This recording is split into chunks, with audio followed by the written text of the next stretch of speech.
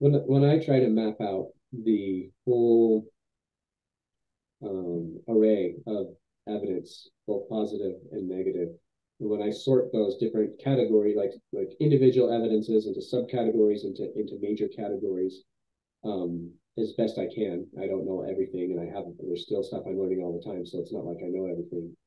But on the intellectual side, when I do that, I end up putting more weight on certain categories of evidence on the faithful believing side.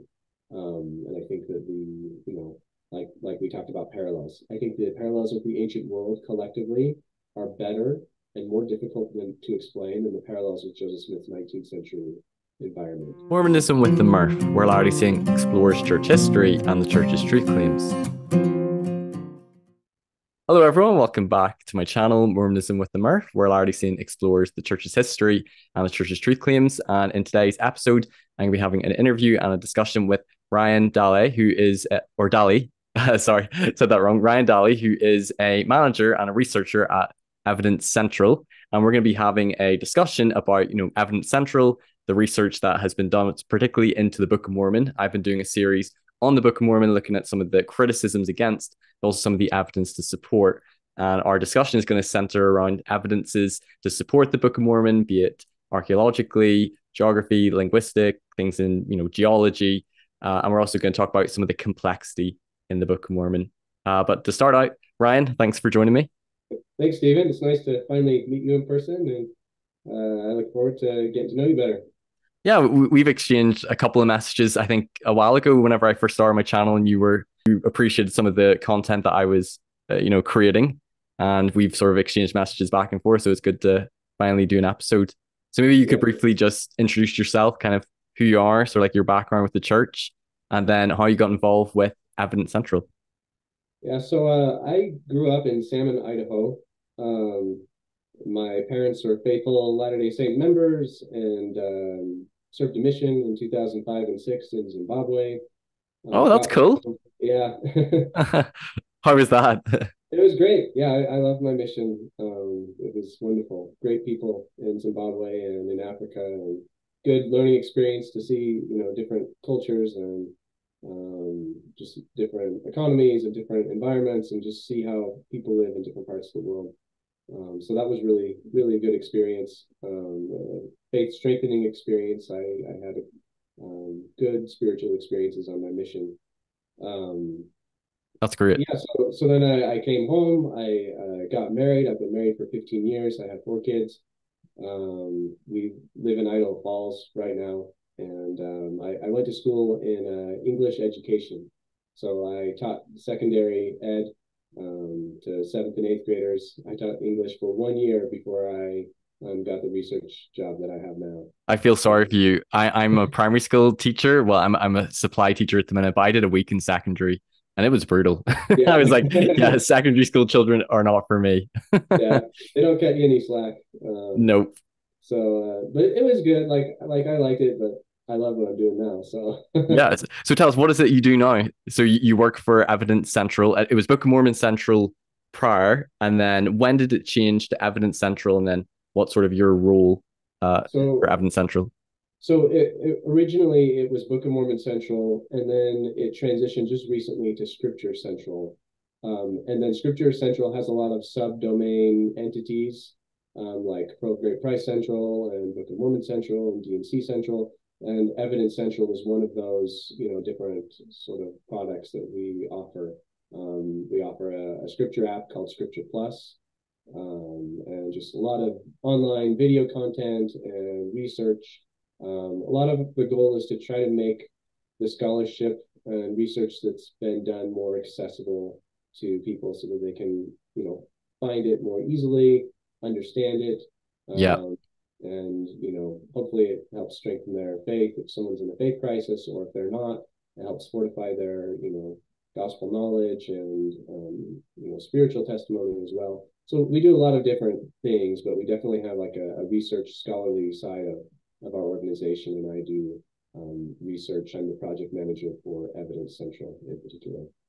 Okay, that's awesome. And you have a YouTube channel, you have a website, and Evidence Central specifically gets into evidence, not just for the Book of Mormon, but other aspects of the restoration. I've scrolled through a lot of your videos, but I think primarily the big focus is on the Book of Mormon. And I think it's great that you do what I would describe as quite short articles or short videos, which is a really good summary and condensing of sort of like the scholarship into a particular topic in a way that's, as you said, accessible and understandable for the average person.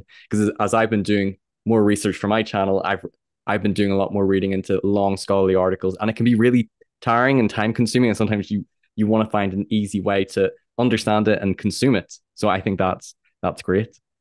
Yeah, like if nothing else, like if someone clicks on an article and they don't want to read through it or whatever, at the very least it's a link to associated research. Like, so if you just want to skip the article, go right down into the further reading or into the footnotes, you'll see that a lot of them are well sourced, or they sort of have a compilation of the primary source research documents in relation to that topic. And so it can be really helpful, like gateway or access point to additional information if someone's looking for that. But many of the articles are really well written. I haven't written all of them. I probably edited all of them in Evidence Central at some point, and I played a big role in that. But we have a team of different scholars who are involved in writing and editing and revising and publishing all of this stuff. Right. That's very cool. And there's some short articles I've obviously not read through all of them because there's so many, but there's some which are very obscure, some which are quite new to me because a lot of us will be familiar with some of the main sort of evidences or apologetic faithful arguments that are presented, but there's also some very obscure things as well for people who want to learn about some new evidences that are cited. So where can people go to either read some of the articles or watch some of the videos, the content resources you create? Yeah, sorry you skipped out there for a while on my end with the internet connection for whatever reason. But so you can go to the Evidence Central website. So if you go to the Book of Mormon Central website, you can find a lot of in fact, let me just show you. I'll just screen share. Is that okay if I Yeah, go yeah, to go ahead. screen share? Okay. Does that work? Yep, yeah, I can see it. Okay. So this is our main Book of Mormon Central website. We have these no lies, these are short articles. We have a lot of we talked about videos and stuff. We have this access point to our media content. Can you see my cursor? Does it show I up? can, yeah. Okay, good. Yeah. If you go to the research tab up above, Hmm. you will see that there's no lies, evidences, and an archive. So you can access all of the no lie articles, all of the evidence, basically takes you to Evidence Central. And then this is our archive, and it just has tons of material in it, and different search capabilities. I think we're over like 10,000 different publications now Oh in boy. our online archive, covering the Book of Mormon and all sorts of other restoration topics and scriptural topics. And I've So used some of your articles and some of your resources to help me in some of my videos as well. So yeah, it's a good resource as well. And it's quite, again, like I said before, the articles tend to be not too lengthy. And then you can always dive in deeper as well if you look at some of the footnotes. yeah. Yep. So this is the Evidence Central website, and if you click on it, it basically this is the main homepage interface. It's called the recency interface, and this is just a list of all evidence articles that we've written in the past 2 or 3 years, from the most recent to the latest. There's another way that you can navigate them. We've diverted a lot of our resources to other projects right now. So the website has a lot of sort of glitches in it. So every once in a while you run into glitches on this Mm. version of the interface. But basically, as you can see, it's sort of there's just a hamburger menu there on the top left. It gives you some main categories. And so if you want to learn about like a major category of Book of Mormon evidence, you would go through and you could click on something like I don't know, literary features, and it gives you a drop down menu. Some of these have additional articles within them. And so, like, there's colophons and, a couple of different sub articles within this subcategory. You collapse them back. And then if you want to figure out, you want to go find some other major category that you would like to research, like geography, then you could go there. So it's an easy way categorically to kind of weave in and out of different evidences and arguments and information relevant to the Book of Mormon's authenticity. That's awesome. And what would you say to, say, a member who might feel like I have a testimony of the Book of Mormon. I received an answer from the Holy Ghost, and they feel that I have faith, and why are we looking for evidence to try to confirm or prove, to support the Book of Mormon? Why not just, I had a spiritual manifestation, received a spiritual witness. Why look for secular evidence to try to confirm or support the Book of Mormon? What would you say to someone who might think that? Well, like in the Doctrine and Covenants, it talks about the importance of secular learning, right? Of seeking out the best books and to seek learning even by study and also by faith, right? Right. So there's sort of a divine mandate to educate our minds. And I think that a lot of people, everyone develops their testimony in a different way and has a certain subset of beliefs and ways that they approach knowledge, and most people don't even have a good handle on their own epistemological framework, right, of how they come to believe the things that they do. And so a lot of times people don't know, unless you've confronted the full spectrum of evidences against the Book of Mormon and against the Restoration, you don't always know how you're going to react and respond to that until you faced it yourself.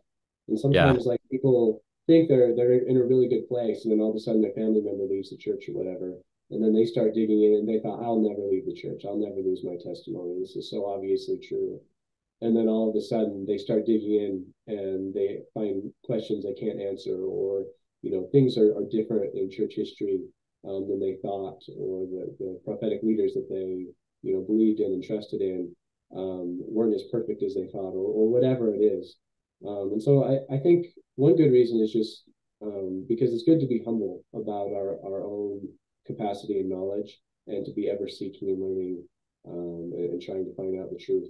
But I would say on another level that sometimes a lot of the research that I do is apologetic in nature. It's not on the defensive side, but on the like promoting positive evidence side of apologetics.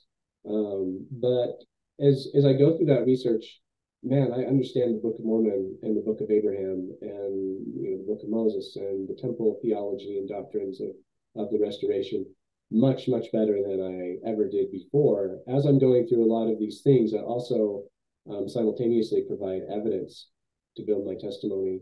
And so I would say that there's multiple benefits from studying this type of research.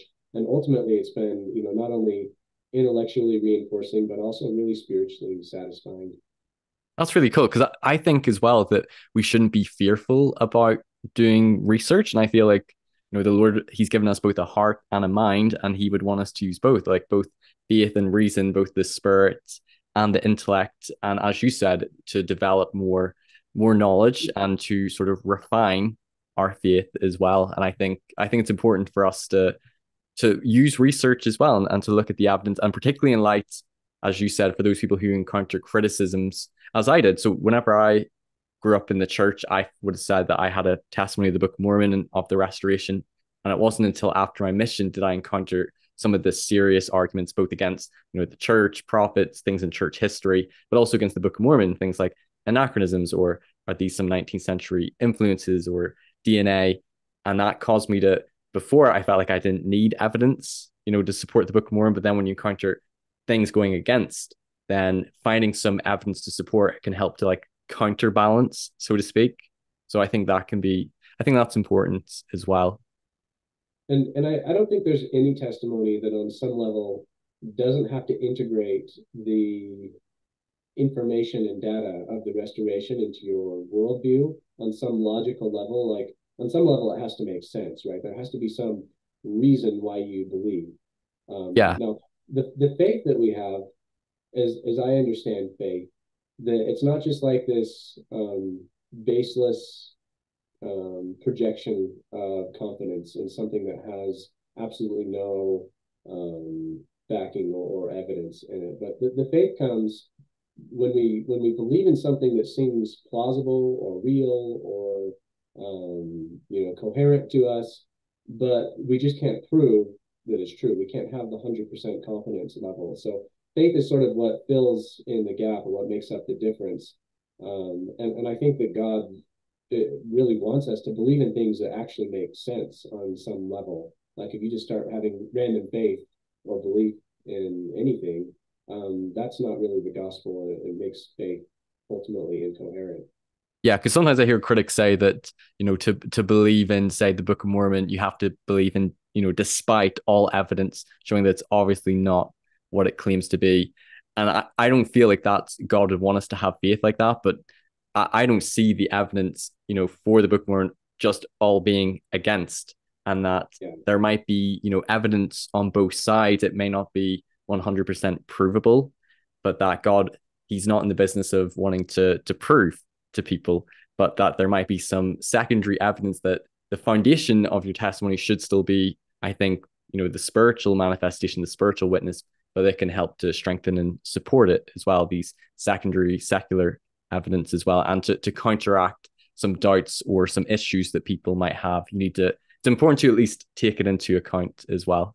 yeah, and like when you look at Alma in Alma 32, and he delivers his famous discourse on faith, he he recognizes that there's limitations to empirical spiritual experiences, especially in the early stages of our testimonies, right?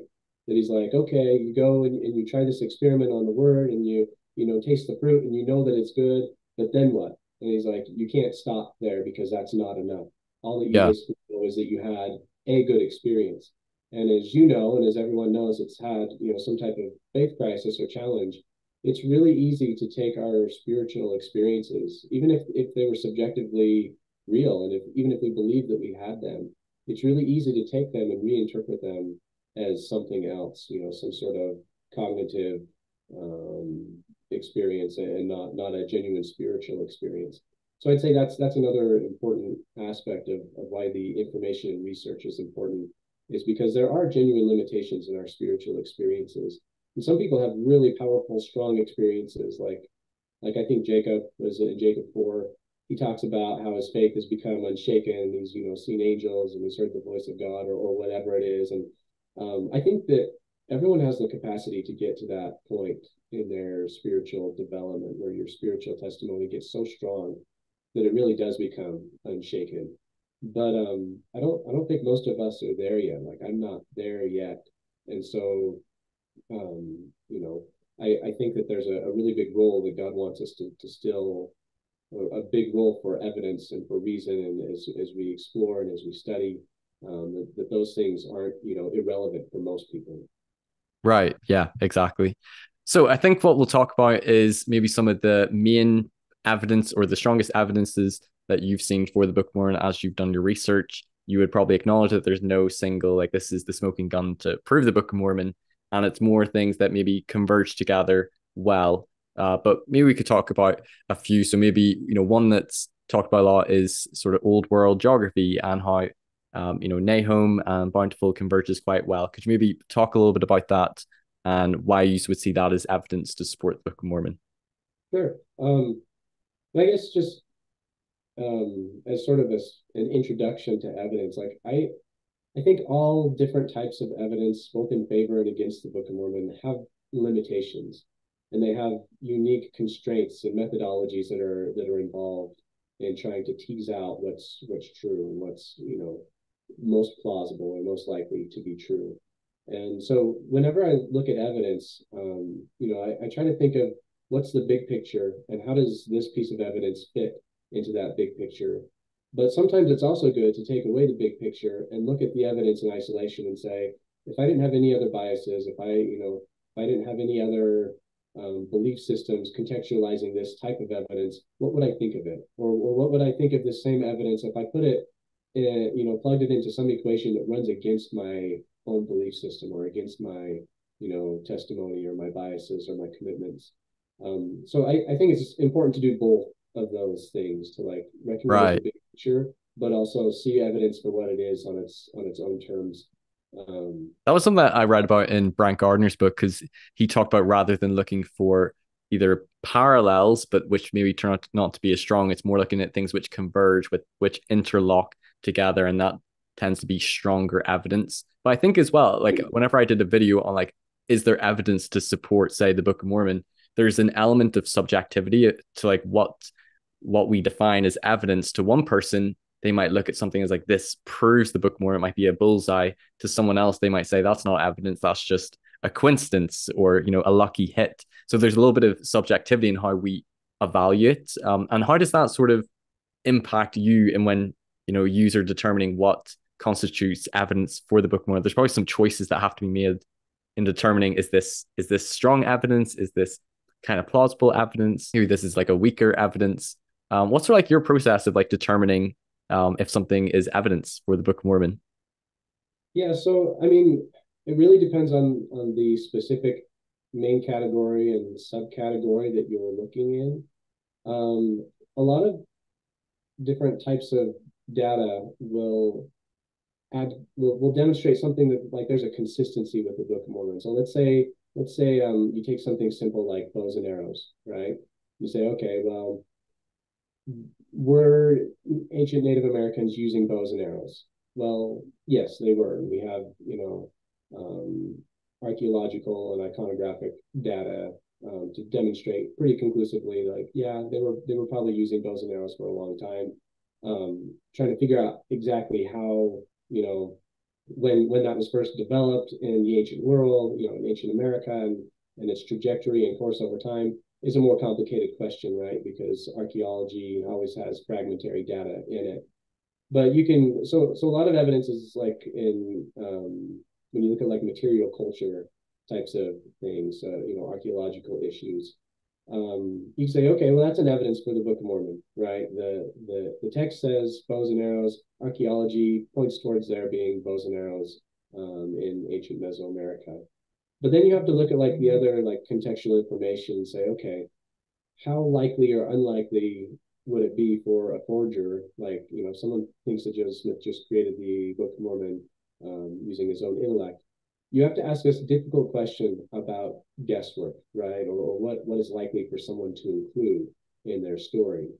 And so then it gets, to a point where it's like, well, would Joseph Smith have guessed that? It's like, well, it's not very unlikely that he would have guessed that type of, information. And it's possible that we could have looked back into history and said, no, the bow and arrow didn't come on the scene until the 1600s or something crazy. Mm. But so I see it as a consistency, and I think a lot of little consistencies add up a little bit to say, the more of them you have, even if individually they aren't that powerful, they're not completely meaningless either. So that's an example of something that I don't think is a very strong piece of evidence on its own, even though it's not, completely worthless. Right, but it's taking them all together into account, and also as well with when it comes to the Book of Mormon, if Joe Smith did make it up, you would look at things in history, archaeology, that the Book of Mormon should be looking worse over time. If it's a 19th century fraud by Joseph Smith, you might think, then why are there some evidence which shows some plausibility to support as well? And it's thinking about that as well. Why does the geology match quite well in Mesoamerica or Old World Arabian geography, or those sorts of things? Yeah, so then you have to look at things like, do you actually understand what the text is saying? Because that's a prerequisite a lot of times to understand what the evidence is. So when there's the greater degree of textual ambiguity there is, the harder it is to really place something up on a pedestal and say, this is really, really strong and compelling, right? You look at like scarcity or how rare something is in Joseph Smith's environment or in the ancient world. Those, excuse me, those have something to do with it as far as weighting the evidence. You can look at how general or specific something is.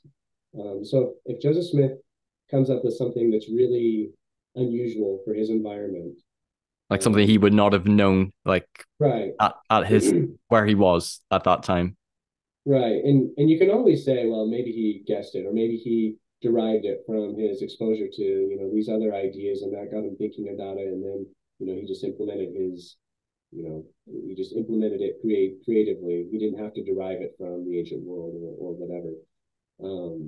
But when you have those types of things that are really peculiar or unusual or rare in his environment, and then you find really strong corroboration in the ancient world, and it happens to be not only in the right time place, or not only in the right time period, but in the right location.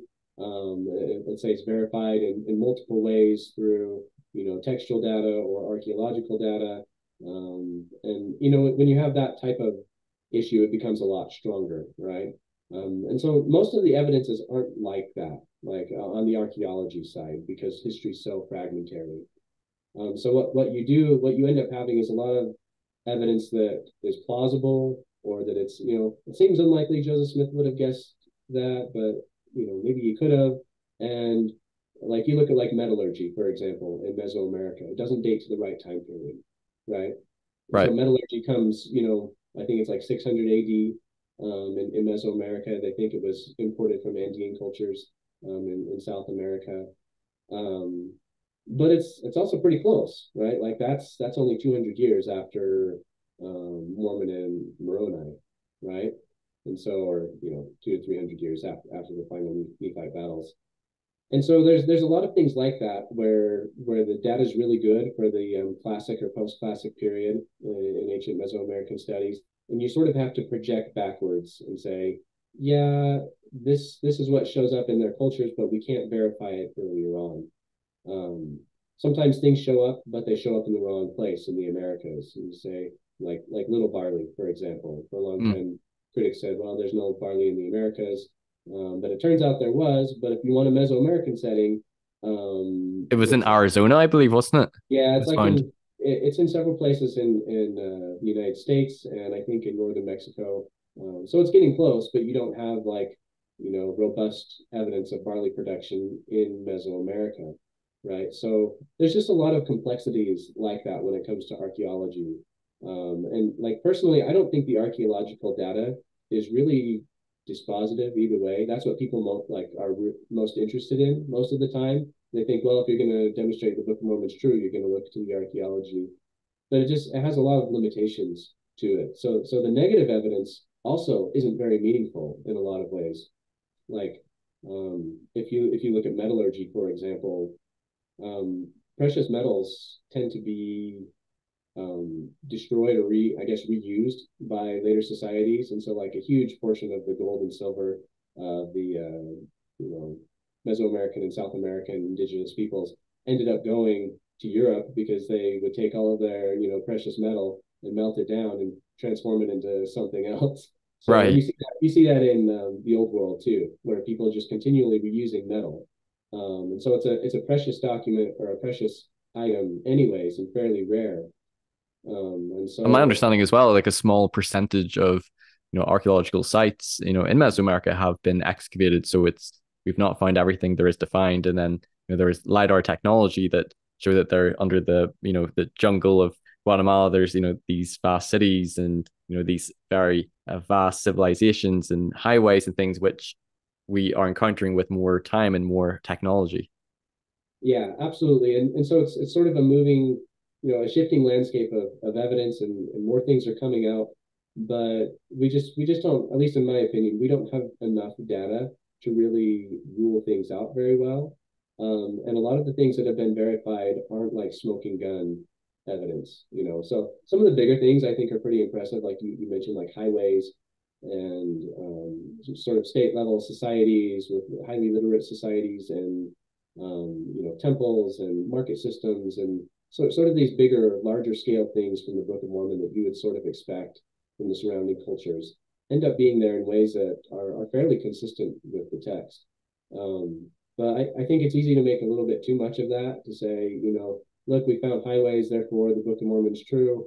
It's like, Yeah, well, I agree. there's highways in the old world too. It's not like Joseph Smith invented the idea of a highway.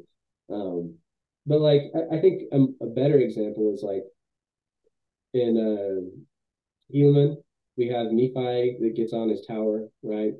And it's in the Garden of Nephi, and it's next to a highway that is to the main or chief market. And Yeah, so I remember I read that in Brian Gardner's book, and he said that's something that would have existed, among the Maya in Mesoamerica. And I was like, that was so specific, and that's something that I would just have just glossed over having Yeah. read the Book of Mormon. So there's kind of a cluster of things there. Like you have a gate. I think it talks about the gate. So you have like in ancient Mesoamerican communities, some of them are these like compound areas where different families would all live in the same compound. Some of them did like subsistence farming or gardening, and then like in some areas they would have like shrines or little like smaller scale temples within those compounds, and sometimes they would always be situated in a certain location within the compound. And so as I've looked at like ancient Mesoamerican communities, there's actually situations where you have sort of an elite residential compound where people probably had their own family garden or whatever, and then they had a tower that was right next to a highway that connected to a main market that was part of like a constellation of different markets within the community. That's pretty cool. Like I don't know if Joseph Yeah. Smith would have thought of that, but it's a better consistency with the text than And it's very much a side detail as well. Like it's just something that's just spoken about, on the side, that we wouldn't really yeah, think much of. And it's interesting how well that correlates with like yeah, Mesoamerican society and people. One thing I remember was reading about, the book where it talks about throwing arrows, and that there was a weapon. I think it's like atlatl, or I don't know how it's yeah, pronounced, but yeah, that the Mayan would have used to like throw arrows. And if you think about Joseph Smith, or like myself, I would think about that you shoot an arrow, a bow and arrow, but you wouldn't think about throwing arrows. So that's quite an interesting thing for him to put in the text. If yeah. he's So the author. there's just a lot of little details like that, and there's absences of evidence too. Like I think that when you look at the archaeological issue, you have to be open and honest with the fact that there's some things that even though there's some evidence for, it doesn't get you all the way there. Yeah. Like so when it comes to like ancient metal documents, there's tons of ancient metal documents in the Middle East or whatever around the world, but the Book of Mormon as an ancient metal document really is pretty unique. In terms Um, of how long it is as a yeah, record, like in multiple terms of plates. in terms of how much material is on the plates, in terms of the variety of different genres that are on the plates, like you'll find different. A lot of the genres that are on the plates of the Book of Mormon can be found in other ancient metal documents, but they're usually not like these lengthy histories with compilations of all sorts of different genres on them. In Southeastern Asia, you'll find a lot of in India and other places, you'll find all sorts of metal documents like in the medieval period that have more like many more plates and examples that are kind of pretty cool that are comparable to the Book of Mormon. But when you get to the Middle East or the ancient Near East, you don't like we haven't found a document quite like the Book of Mormon, right? We Right. found some long documents, but they're not necessarily like the Book of Mormon. And so you'd have to say, well, what does that absence of evidence mean? And if you're a critic of the Book of Mormon, it's like, well, we haven't found a truly analogous example. Therefore, it's pretty obvious that the Book of Mormon's not what it claims to be like. Something Right. It like doesn't fit with history. And I did a recent episode with Brian Gardner responding it. to Dr. John Lundwall, and we talked a lot about that because he made the argument that the Mesoamerican people at that time were primarily oral, or like yes, there was writing, but it was more secondary oral. They weren't writing long historical records, and that this is therefore anachronistic. You know. Yeah. So I think you have to be fair to like the critical arguments and perspectives and recognize that in some areas the it's okay to just recognize that the evidence isn't there yet. That doesn't mean there isn't any aspects of the Book of Mormon as a metal document that aren't believable or realistic.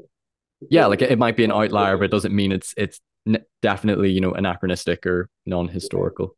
And so like then you have to start thinking about like okay, well, what if the brass plates were a fairly rare document? Like lengthy metal documents, every lengthy metal document I found, or reported metal document, is pretty rare for its time and place. And so, Probably like quite prestigious. all of them are basically unexpected in their ancient cultural and literary milieu. And so like if the brass plates was a highly like elite, unusual document for its time period, and which makes sense because just the production, the time, and resources that go into creating and then engraving a metal document in the ancient world would have been enormous. If something like the brass plates really existed, then it took someone quite amount of time to do that. And so if we're looking at something that's already rare in the ancient world, and then we're expecting it to turn up in the archaeological record that is enormously fragmentary in different ways, I think that's a problem. Like if you're trying to disprove the Book of Mormon and use those types of absences of evidence as strong reasons to disbelieve, I think it's pretty methodologically flawed. Right, because it's an assumption to say that, if it were historical, if this was the ancient record, then we should be seeing others of a comparable length. But that's an assumption you're making. It could still be an outlier. This doesn't show it's definitely non-historical. Yeah, and that's my working assumption is that the brass plates and the plates of the Book of Mormon really were outliers in their ancient settings. I don't think that all ancient Native American peoples were engraving lengthy metal documents and records. I think that what we have in the Book of Mormon as far as metal records was a sort of a rare or unique tradition perpetuated by Nephite scribes, and that you probably like if all the reports about the cave in Cumorah, the 19th century reports about Joseph Smith and other early Latter Day Saints going into this cave that's filled with records, Oh, from yeah, yeah. Nephite records. We don't know if that's true or not. The historical data is pretty scarce on that as far as like its provenance and so forth. Um, but I don't think that there's just like documents everywhere in ancient America if we just haven't found them yet. Like I think it's a pretty limited subset of ancient documents that we'd be looking for. And if that's the case, and if they really did, sort of collect and then situate their records in one location, and then if the Lamanites really did make good on their promise to destroy any of the other records that they found, and then you have the Spaniards come and they destroy a bunch of other stuff, and then Yeah, that's true. so you just have all sorts of layers of reasons for why you can't put a whole bunch of stock in absences of evidence in certain areas. So I don't know, but that's sort of my take on archaeological evidence. Hmm. But I see it as sort of a standoff, and I think people focus way too much on it. There's a lot of good, positive archaeological evidence. There's still a lot of absences of evidence. I've been helping Matt Roper as a colleague of mine.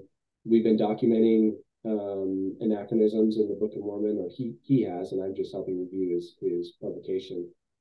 But I think he's found like 229 different claims of anachronism since 1830, and he sort of like documents them in different years. And he's done like firesides and or presentations on this before in different venues. But this is sort of his like compilation of all of his research on Book of Mormon anachronisms. And it just turns out over and over and over again that what people thought about ancient America ends up being wrong. Because they just don't have enough data. They didn't Yeah.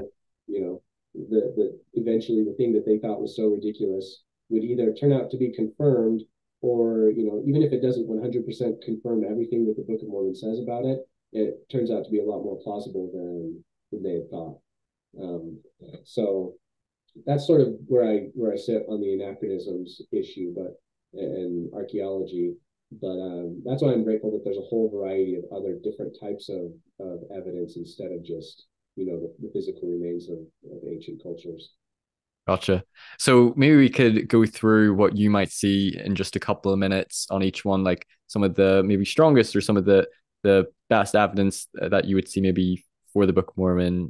We can maybe talk about like Nahum, Bountiful, or Chiasmus, or things in Mesoamerica, or like geology in the Book of Mormon, some of the ancient names as well in the Book of Mormon. We could touch on some of those. Where do you want to start? Um, let's start with the names, actually. So I've tracked down every article I can find written by Latter Day Saint scholars and linguists that deal with attested names and wordplays in the Book of Mormon, or like etiologies or glosses. And situations where a name is given in a context in the Book of Mormon that may hint at the meaning of the name. And so I think I've found more than 50 different examples of proposed wordplay in the Book of Mormon. And there's probably 70 or more different articles that have been published, or books and articles on those topics. And as I've gone through one by one, a lot of those, I don't think I've read all of them, but I've sampled most of them, and I've read a lot of them really closely. And it's just been really persuasive to me. And I think that when you have a text, so like wordplay is like pun, right? If anyone doesn't know, it's basically playing off the meaning of a name of a person or a place or like a proper noun like Ramiumptum in the Book of Mormon. And then that's a pretty characteristic feature of ancient Hebrew writers. Like if you look at the Book of Genesis, they introduce names of characters, and in Exodus too, of characters and places, and then almost immediately there's some sort of a etiology or explanation of the origin of the name, and it usually has some sort of wordplay significance. And The name then has something to do with the story. yeah, and so it's the way that they like emphasize narrative themes or emphasize doctrinal points that they wanted to make or whatever. So they played around a lot with names. And I'm not a linguist and I'm not a Bible scholar, but as I've sifted through the literature on this, it's a lot. Like it's not just a couple names. There's like 50 or more names out of the 300 37 proper nouns or however many it is. And so I think it's Hebrew and Egyptian, right? So you have some names like Nephi that seem like they have an Egyptian origin, Mm-hmm. uh, and the meaning of Nephi or Nephi in Egyptian would be like good, beautiful, or fair. And then just in multiple ways in the text, you see there's sort Uses of, those words. yeah, sometimes in ways that are really direct, like I think in Helaman 5, um, where it talks about Nephi and Lehi receiving the names of their parents, because they were good, right? It talks about, it's very specifically associates goodness with the names.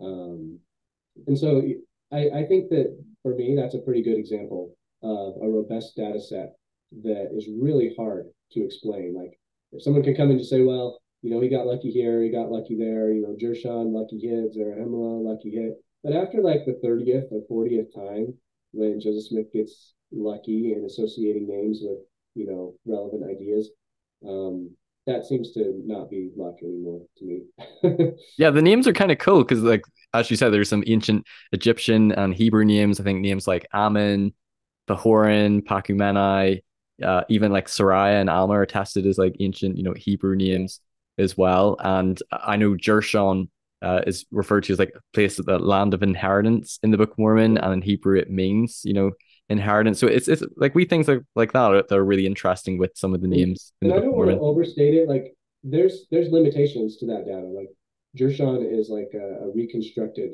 Hebrew term, I believe. And so it's like here's what this name would mean in Hebrew, but it's not necessarily an attested, name that means that specific thing.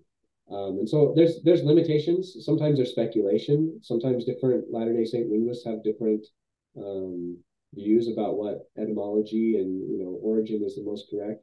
So it's not like that there's no limitations to the data, because there Sure. are, but And it's good to acknowledge that. yeah, and but there's also biblical names that we have a pretty sure idea. Like you can look at what biblical scholars, the mainstream consensus is about the meaning of certain names, their proposed etymologies or whatever. Um, and then you look in the Book of Mormon and say, yeah, that shows up pretty strongly in connection with that name, like Noah, right? You have rest and repentance, sort of situated around the Noah narrative, in a whole, I guess, assortment of ways that, anyways. So yeah, I would just say like in all of these evidences, though, you have to be really careful not to overstate the value of any single piece of evidence.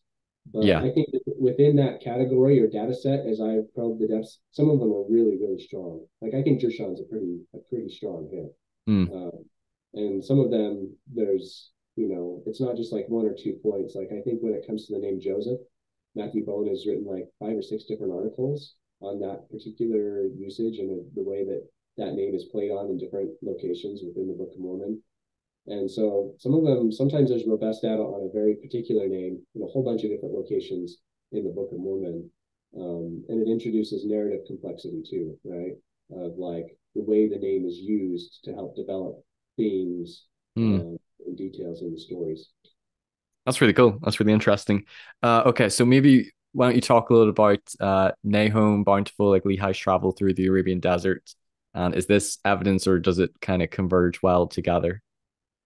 Yeah, I mean, so there's some aspects. If you look at the entire proposal for the route that Lehi takes from Jerusalem down to the Red Sea, to the Valley of Lemuel, to Shazer, and then a long journey south, eventually they get to a place which was called Nahom in the passive, which seems like it was probably already an existing location. And then Because they they, were naming all the locations, prior, but then when they got to it, yeah, they said it was already called Nahum. yeah, yeah. So like Lehi names the Valley of Lemuel, the River Laman, right? And it seems like they named Bountiful, but the use of the passive with Nahom suggests that it was an existing location. Yeah, I think that the core elements of the journey are pretty strong. I think that when you get to the Valley of Lemuel, um, the existence of a perennial stream that flows out into the Red Sea within a 3 day journey. I wouldn't make too much of a 3 day journey, honestly. Like I think it's I think Nephi really said that, but like, well, was it 3.5 days or was it 2.5 days? Right. I think you can be too hyper literal about every statement that he makes. But within the ballpark, right? Like it's pretty close to a 3 day journey to reach the Valley of Lemuel. Um, and then Shazer's not so strong. Like there's a plausible location for it, but we don't know for sure. Some of the intermediate, them going down, traveling close to the frankincense trail, which is really just a network of different oases and um, paths that you might take to get to those, locations of water. We don't know a lot about that. I mean, he breaks his bow eventually. It seems like there's wood for him to make a new bow. It seems realistic and plausible. I think Nahom's by far the strongest. And Neil Rapley, my colleague, just had an article published just the other day in BYU Studies. I think that's where it was published. But he has another one coming, I think, in Interpreter. It sort of gives a more comprehensive, look at Nahom and sort of, I guess, takes into account some of the criticisms, some of the more recent criticisms that have been, leveled against Nahom as a meaningful toponym and as an ancient location. Um, Because it's NHM they found on a altar, and I believe that they found it at like a burial site as well, so like a cemetery, and that yeah, the tribal area is kind of called Nehem or Nehem.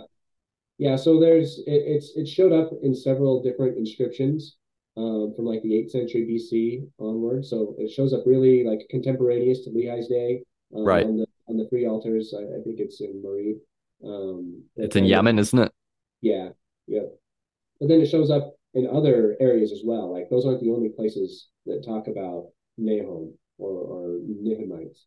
Um, But it's then sort it of in shows the up, right location, and it's because in the text they bury Ishmael at Nahum, and if it was a cemetery or burial site, that would actually be a good candidate for where they would bury him. and the critics have pushed back on that. But Neil's recent article that's going to come out in Interpreter digs into the burial issue a lot more clearly. So I think it'll be pretty demonstrable that this location was used to bury foreign travelers, and that that's not a problem. That it's a consistency with the text. Mm-hmm. Uh, the And I believe as well when we talk about like word plays, the word Nahum in Hebrew means like to mourn or like console or comfort. I know it says in the text that the daughters of Ishmael did like mourn over the death of their father. So that could have been like a pun in the text. Yeah, yeah. And in fact, I found a chiasm Oh, that really? I stumbled upon that I'm not going to share it here exactly, but basically it connects Nahum with repentance, and those are like the outer boundaries of the chiasm. But yeah, you're right. The wordplay proposal. Alan Goff has looked at the wordplay there, and some other scholars have. And I mean, Nephi was probably bilingual, right? We see bilingual wordplay in the Bible as well, with Egyptian and Hebrew, but they probably knew some ancient, South Arabian languages. But whether you're looking at it from the Hebrew word or the Arabian, derivation of the word, it's still all like makes quite a bit of sense. There's sort of a constellation of ideas that are all associated with fasting and mourning and hunger, which is narratively appropriate. And so if you look on our website on the Nahum wordplay, you'll see at the end there's a chart, and it just charts out all the different potential wordplay connections, either in Hebrew or Arabic. That's cool. And a lot of critics would scoff at Nahum. It's just NHM and altar. It's sort of like a lucky coincidence. It's doesn't have the vowels, just the consonants, and it appears to sort of be in the right location. And I don't view it as proof, but one thing I think that converges really well with Nahum is when in the text it talks about them traveling like near the eastward, and then landing towards Bountiful, and on the Arabian coast there's like a very lush oasis location that matches the description quite well of Nephite, Bountiful, of there being like, a mountain and ore and like timber and honey. And, a lot of those descriptions match quite well with a couple of candidates they found. And you can look at that and say, like, okay, maybe it's not proof, but it does converge and align quite well with Arabian geography. Yeah, yeah, I think it would be pretty unlucky or pretty unlikely for Joseph Smith to have guessed that particular travel route unless he knew. Unless you had access to some map. Yeah, unless he knew the frankincense trout route in ancient Arabia and seen a map with Nahum. But even if he had, it's like, why would he choose Nahum? And how would he know that location happens to date back to pre-Islamic periods and really back to Lehi's day? Mm-hmm. You can make a really good argument that it was existing in that very spot when Lehi passed through. That's fun because whenever I went through my faith crisis and stepped away from church, so I lost my faith in the Book of Mormon in the Restoration. But whenever I started to look a little bit deeper at like evidences to support the Restoration and apologetics, and I watched a presentation that dived deeper in how well Nahum and Bountiful converge together, Lehi's travel, along the incense trail. I remember thinking at the time, like as an unbeliever, I was like, he had to have had a map because Yeah. I didn't know how to fully explain how well it converged. It wasn't just NHM and Alter to me. I was like, man, this is actually stronger evidence. And I was like, he must have had a map somehow, to have made all these, convergences align so well. But I didn't find any evidence of him having a map of Arabia. Well, I think that's a pretty good indicator when the critics of the Book of Mormon have to start looking for arcane documents to explain the data. I think that's a pretty good sign that you're on the right track as far as positive evidence. Mm-hmm. If they're not just saying, "Oh, it was a lucky guess" anymore, it's a series of lucky guesses that all kind of converge in this one, verified toponym where you have a plausible journey. Well, I guess from your perspective, going south, then a plausible, journey across the desert to an unlikely location that happens to have, you know, basically all the things that Nephi would have needed to build the ship. There's still questions, like there's still a big question mark about the timber and the Dhofar region.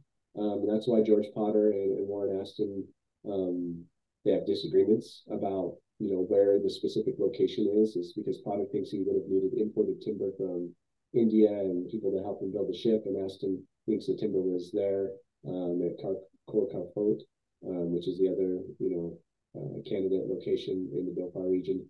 And so, but the fact that like you just have all of these items that converge that are verified, like we know the ore was there, we know that the fruit and honey and all the other things were there, we know the mountain was there, we know the mountains, we know that there's cliffs that his brothers could throw him into the seashore. And so it's a lot of it really is really strong. It doesn't mean there's no questions left, but yeah, For like a for me, plausible candidate. I yeah, remember Dan Peterson said to me, it's certainly the Book of Mormon text in First Nephi is at least not inconsistent with Old World Arabian geography. yeah, and everyone's going to approach that issue with their biases and say, well, how consistent does it have to be to get me to believe in angels and to overcome what someone, if they're looking at it from a critical perspective, they'll say, Right.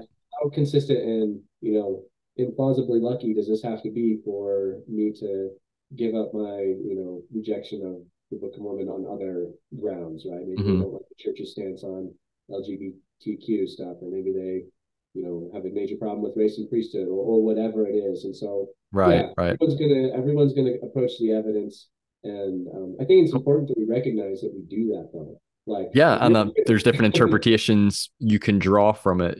To someone they might see it as this is a bullseye. To someone else, they might say like, okay, I think it's plausible evidence that supports belief, and someone else might say, I think it's all just coincidental, or the apologists are making a bigger deal of it. yeah, And people can draw their own different interpretations or conclusions yeah, on that. but I think it's strong. Like overall, the old world geography data is strong.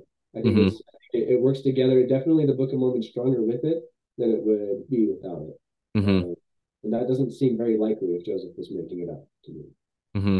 So we talked about ancient names before, but I remember there was an article I read, and I included this in my Book of Mormon Evidences video about the name Mulek being a very Mm-hmm. plausible shortened like Hebrew variant for, I believe it's Malchiah in the Old Mm-hmm. Testament, who's one of the sons of Zedekiah, and they also found like a stamp seal as well. I think Mm-hmm. with like Malchiah. So like it being a very plausible sort of shortened name for one of Zedekiah's sons, which Mulek is described as being one of Zedekiah's sons, and that's quite an interesting. Again, not like a bullseye or a proof, but it's another plausibility.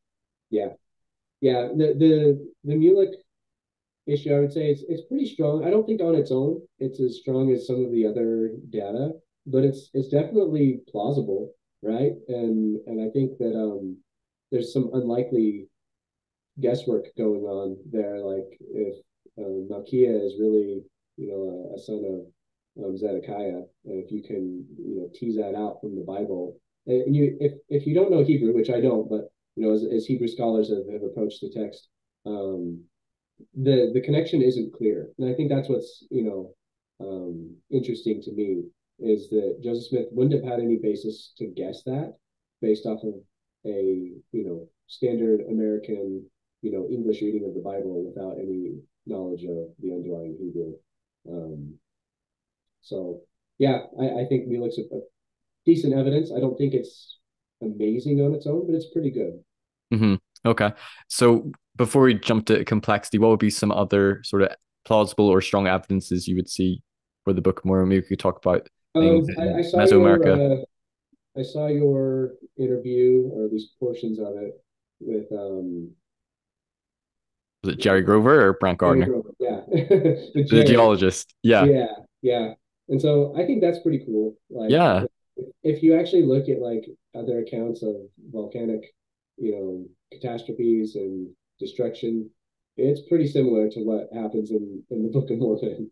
And seems like whoever wrote the text knew what was, knew that that had happened, or would have had to have had like account have he would have needed to have written or read accounts of volcanic destruction to recognize like, okay, it actually can be thick enough that you can't light fires, and it can just be this palpable darkness that lasts for sometimes hours or days.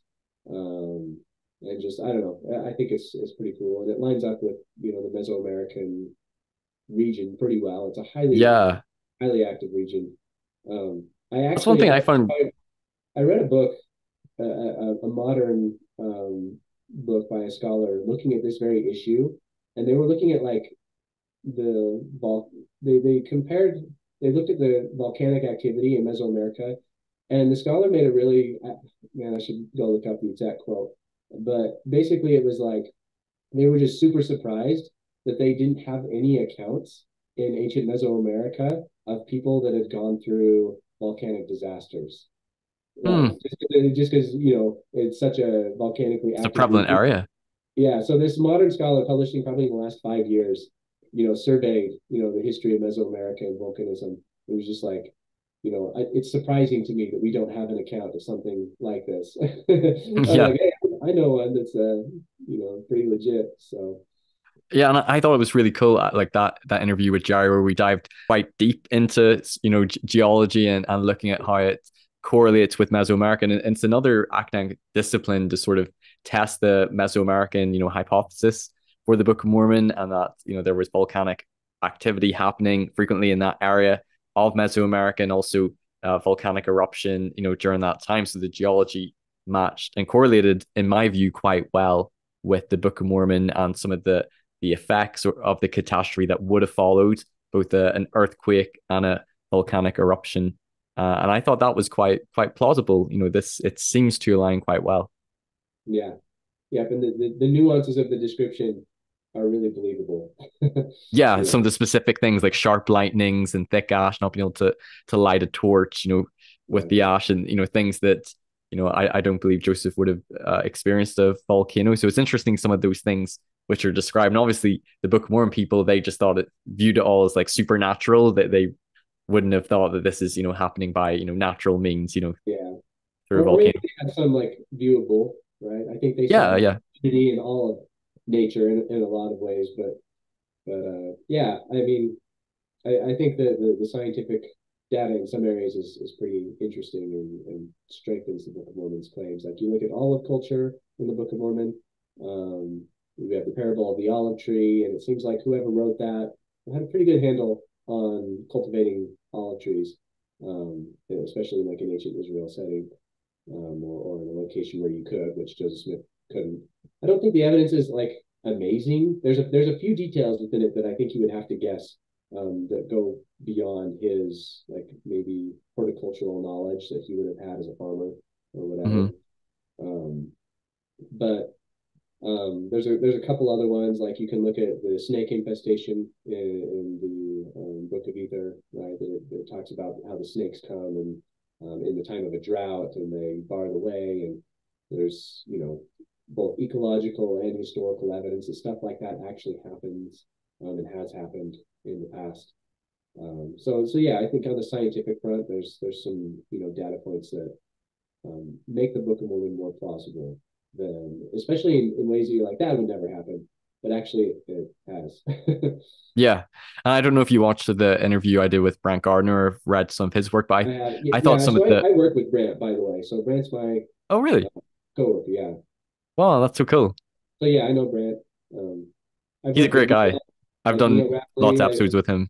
Yeah, Stephen Smoot, Jack Welch, Don Bradley. All those are some names you probably know that I've Yeah, worked with. well-known scholars. Yeah. Yeah, and I think his work's really cool, and just some of the, like not proof for the Book of Mormon in Mesoamerica, but things which seem to converge or align quite well with Mesoamerican civilizations or Mayan culture and geography. We don't have to get into specifics because I did a 2 hour episode with him on that, Yeah. but I thought it was really cool as well. Like there's some things which are plausible, and it's more looking at like how well does the Book of Mormon, fit in a Mesoamerican culture context, rather than looking for definitive archaeological evidence. And it's maybe changing your view of them being like among the Maya, or the Jaras being among the Olmec, rather than Yeah. them being, the Maya and the Olmec.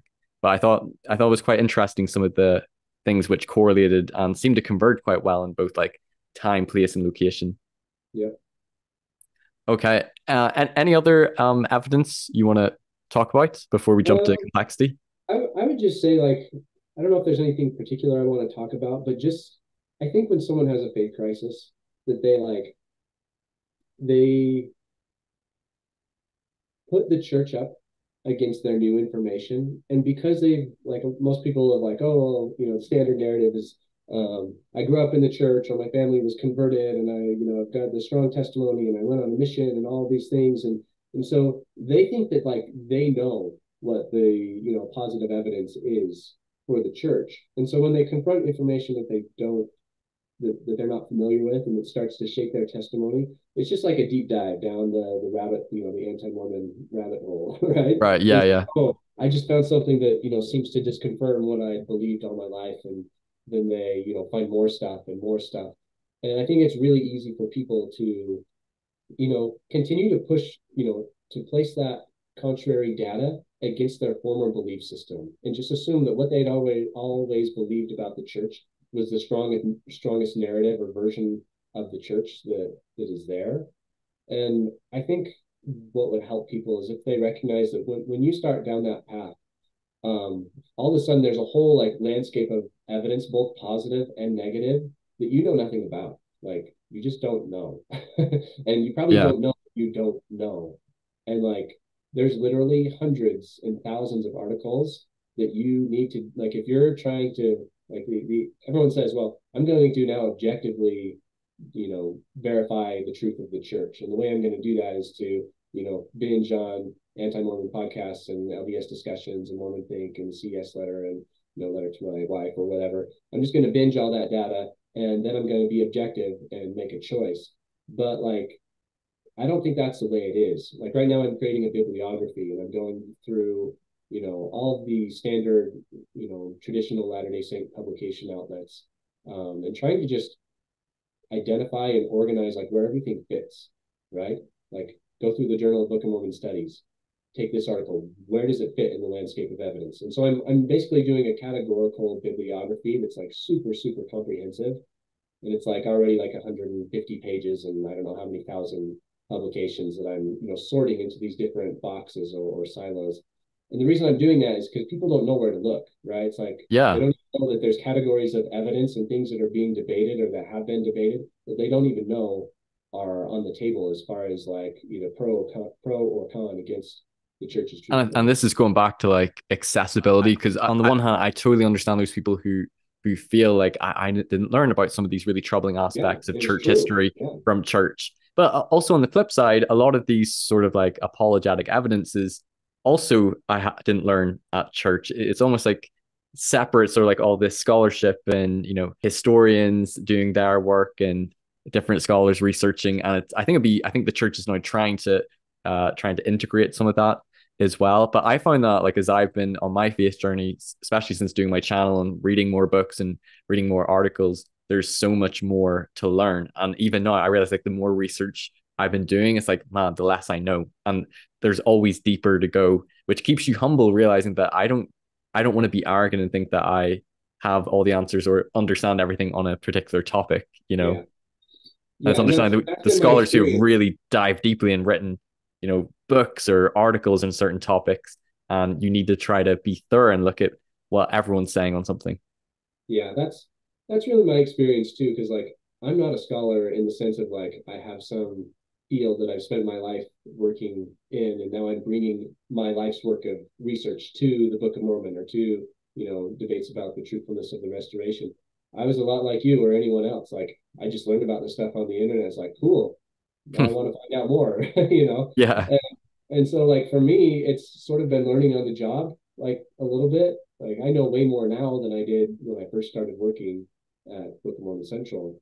But like it never ends. Like I do this literally full time all day long. And every single day I find some new piece of information either for or against the church that I didn't know before.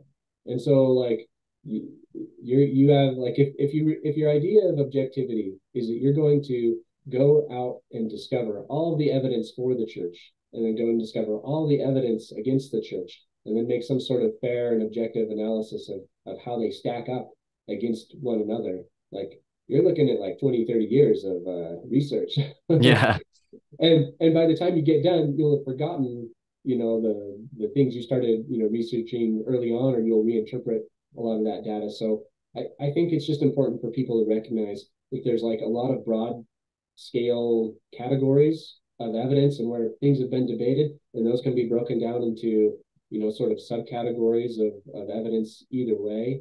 But I think people do themselves and the church a disservice when they don't more diligently look towards the positive evidence, because there is a lot there, like way Yeah. more than people know. Like if you go and read through the entire Journal of Book of Mormon Studies and all the books and publications that have been on the Book of Mormon, it's going to take you a long time to look at all the literary studies and linguistic studies and go and learn about stylometry and chiasmus and like you're in for a long haul if that's your idea of trying to figure out the truth intellectually.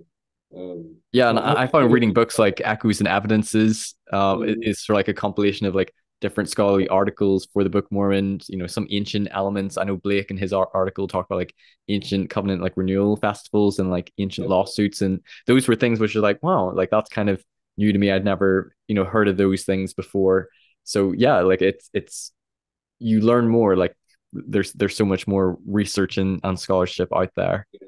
I'll just give you one really little example. And I wrote an article on it. You can go read it on Evidence Central. Um, so Grant Hardy, I think back in 2003, he published an article in which he discovered that there looks like there's a scribal error in Alma 13, where verse 16 should have been placed after verse 12, but it looks like there was because verse 12 and verse 16 end with the same or very similar phrase. The scribe probably overlooked one for the other when he was transcribing it from one document to the other. So he looked back and he went on the wrong verse, and then later on he realized that he missed a verse, so he included it out of order. So like what verse 16 is should be verse like 13 now. So that was pretty cool, and I like really looked at it pretty closely. But like the reason that's evidence is because Joseph Smith, if he was dictating the Book of Mormon to Oliver Cowdery, would not have noticed, or like you don't make scribal errors when you're dictating like that when you're dictating to someone else, right? That's something underlying the text, and Right. and so we can look at the original manuscript. It shows up in that order in Alma 13 in the original manuscript, but it makes no sense for Joseph Smith to dictate a verse out of order that when you actually put it back in where it should be, it makes so much more sense. Like it solves some textual problems, it completes a chiastic structure, it fits better, and I'm really convinced that that's the case. And that's something I didn't know. Like I'd never even heard of that, and all of a sudden I stumbled on it I while never I heard was of doing that. research. I was like, whoa, this is actually a pretty cool. Like it's kind of a smaller evidence, but I just didn't even know that it was there. And so that happens to me like probably every day or every couple week or at least, where I find something new that I didn't know that strengthens my testimony of the Book of Mormon and the restoration. So I think that's a positive thing that people can recognize, that there's a lot more they can look to strengthen their faith. And maybe we could talk a little bit about like complex elements in the Book of Mormon as well. Yeah. And like this doesn't necessarily like prove that it's like historical or ancient or divine, but it certainly adds to the difficulty of Joseph Smith creating this himself, especially doing an oral dictation without notes or manuscript according to the witnesses, with either his head in a hat looking at a seer stone or the spectacles. There's debate around which translation instrument he was using, but all accounts are pretty adamant that there is no notes or manuscript that he was consulting from, and he did it in under 70 days, 588 pages.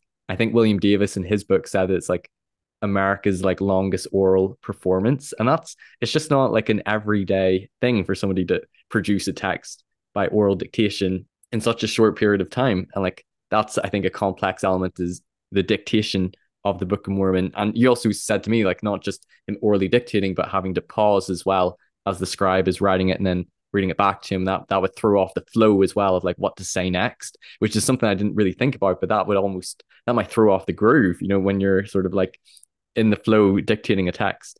Yeah, yeah, I think you're right. Like so with complexity, some people just dismiss complexity altogether and say, well, other authors have written really complex books. I'm a Yeah, big like fan of Tolkien, Lord of the Rings, like Harry I'm a big Potter. fan of like Robert Jordan, who has like a 14 book mega series called The Wheel of Time. Super intricate world building, more than 1,000 named characters. Developed cultures and locations and chronology. Like it's legit, right? As far as like how complex it is, and I think it's more complex than the Book of Mormon when you take the whole series and compare it to the Book of Mormon. Um, uh, Brandon Sanderson, I really enjoy his writing. He's another like um, epic fantasy world builder who just makes these amazing immersive worlds. And so it's no one's saying that the Book of Mormon is the most complex book that's ever been written, and that no one could ever write a book like that. It's about the degree of complexity when it's combined with the unusually constraining circumstances of the translation event. Yeah. That's when the complexity starts to be, really, really profound.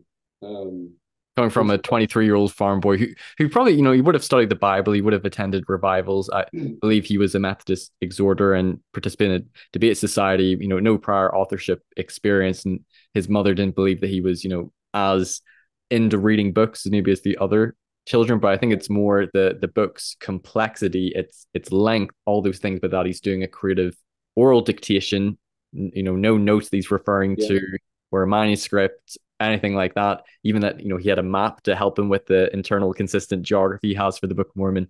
And he's doing it by just dictating in, around 2 months. That's quite impressive. Yeah. And so I will say though that the complexity of the Book of Mormon is different than some other books. Like if you go and read like a Jane Austen novel from the 19th century or something, it's going to be complex in its rhetorical value, and how the characters are developed, and a lot of the phrasing is going to be really clever, right? Like the diction is going to be really a high level of English prose. And so Yeah, some books very are eloquent. complex.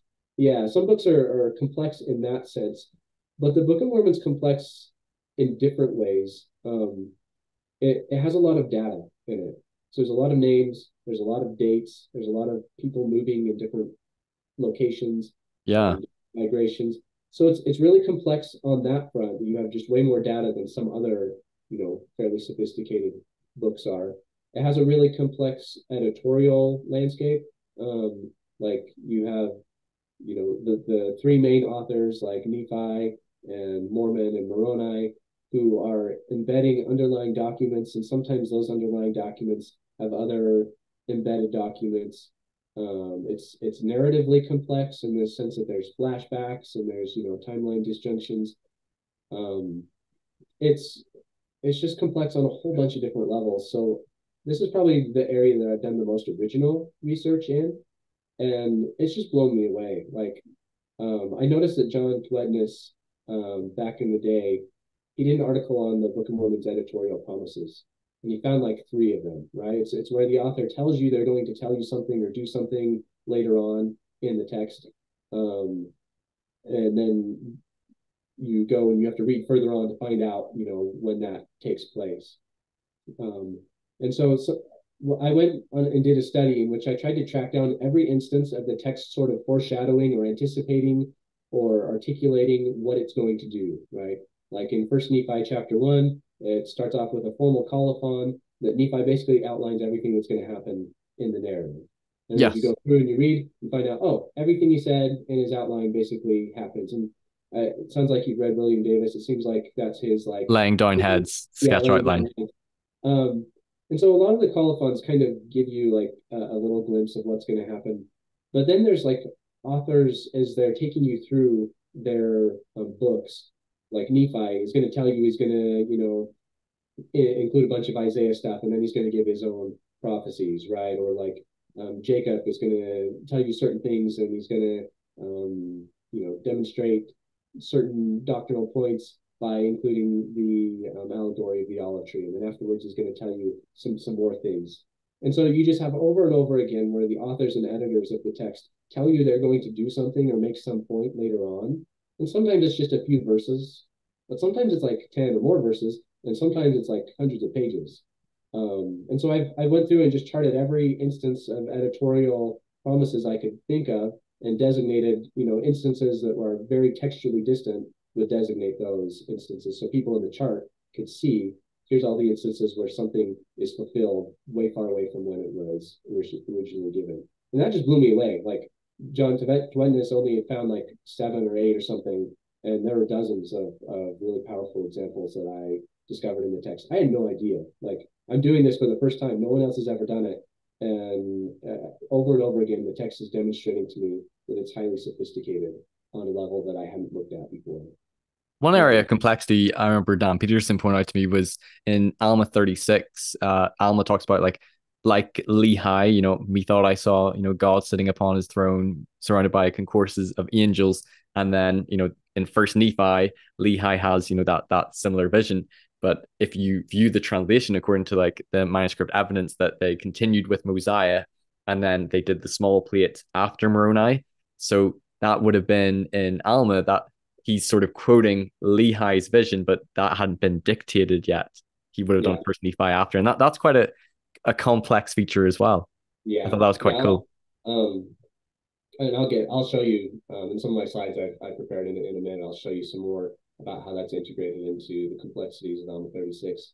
Um, but yeah, there's just on so many levels. Like you look at the fulfilled prophecies in the Book of Mormon, you look at the way that it weaves in Old Testament and New Testament language, and reappropriates it sometimes for its own purposes. The way that it integrates intertextual doctrinal statements from its own authors, and you can see sort of a textual evolution sometimes of how certain authors are using and repackaging older ideas. And it's not just like a word or phrase, but a lot of times it's like clusters of ideas that all turn up together, and then all of a sudden a new author gives a different reformulation of those same clusters of ideas like words and phrases, and then it evolves at later stages. So the doctrinal complexity of the Book of Mormon is really, really sophisticated, just on lots of different levels. One, You'll one, see. one quite complex element that was quite astounding to me is in the Book of Ether, where it lists and outlines like 40 Jaredite kings. Then it Yeah, talks about each one or most of them, in sort of like reverse order. And I just thought that would be quite impressive in terms of like his memory to be able to remember all those names, unless, critic might say, well, maybe he was looking at the manuscript. But again, that's speculation. But that would require an amazing memory, as well as like all the geographical references and how internally consistent it is. It's amazing that he was able to do that without like a map. Like he would have yeah, had to have like a mental map in his head that he was able to keep everything, perfectly consistent, which is pretty remarkable as well, which doesn't prove yeah, it's, historical, but it just adds to the complexity of it. yeah. And so that's kind of what's really impressive to me is when you add and stack up layers of complexity, sometimes within a single textual unit, all of a sudden it gets really hard for me to say, yeah, Joseph Smith just dictated this, from his memory, from some outline in his head that he had been formulating since he was 14 or whatever. It's like you have to have an insanely high degree of like textual control and nuance to be able to dictate, you know. I don't think Joseph had a photographic memory, because in his first vision accounts, like the 1832 account, now you could say this comes from his scribe, but it says that he's in his 16th year, and then he's always like, I was about or around the age of 14. So Yeah, it doesn't. I don't think there's evidence to support he had a eidetic, photographic yeah. memory. Yeah, I think, and it's really unrare. Like people that have that type of memory. Sometimes some people are really good at training their memory. Like they use different mnemonic devices and tools to help them memorize stuff. But like you have to train yourself to remember certain things, like compartmentalize. People imagine like buildings, and they put certain stored items in certain rooms in the building that they imagine in their mind or whatever. I don't know. I mean, a lot of those memory techniques wouldn't even been available to Joseph Smith. Um, so yeah, I think it's a pretty big stretch. But so you want me to show you Alma? Yeah, yeah. Okay, let me just find it here. But I've got about 20, 25 Yeah, minutes ish. yeah. I'll try So to do I want this. to ask you a couple of questions after Okay, this. I'll try So to do this in 5 to 7 minutes. perfect. Let's So this is some of like work and research you've been doing, over the past little while on complexity in the Book of Mormon.